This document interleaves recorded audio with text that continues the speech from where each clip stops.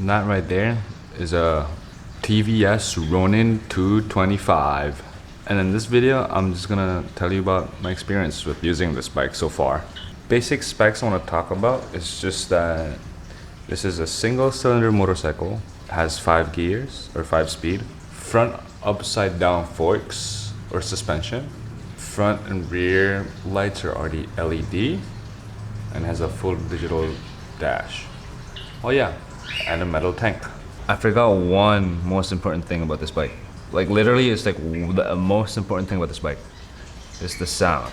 And for the price, it's probably the best sounding bike.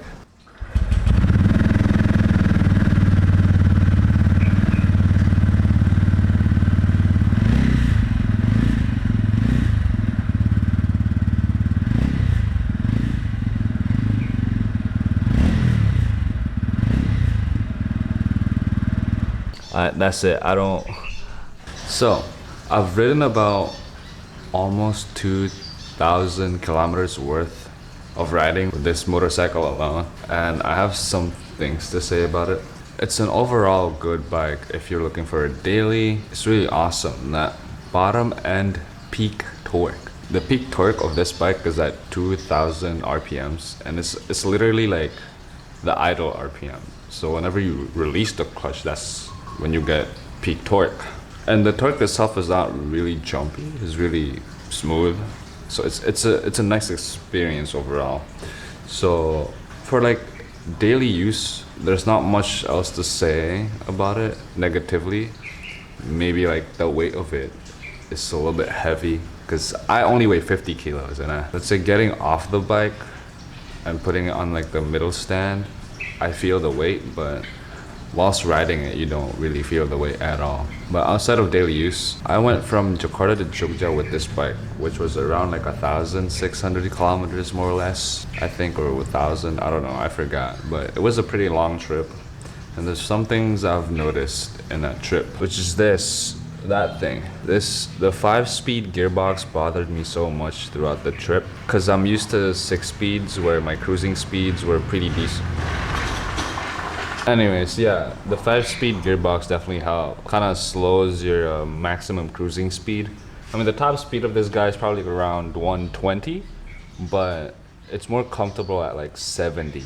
My preferred cruising speed in my R15 was like around 80 to 90. So it wasn't that bad, but I feel it. And at first it's kind of annoying, but after a while you do get used to it, so it's not too bad. But the thing that's harder to get used to is the tank. Now, I don't know about the max capacity of the tank itself. When you stand up on it, your like inner leg, inner thigh, or I guess, I don't know, your inner legs just kind of hit it. And so it's kind of hard to balance when you're standing. It's doable, but it's not the best experience. Oh yeah, third major thing is that the front tire is kind of wobbly. They say stock, it kind of does that, so people change them and it's fine. I thought it's like the rim doing it, but I guess it's just the tire. This is an awkward angle. But yeah, those are the major bad things. The other things are just getting used to it, cause like such as the clutch. The clutch felt a little bit weird. I felt like I didn't have a lot of feedback, but I eventually got used to it. The front brakes were kind of mushy, but I still got used to it.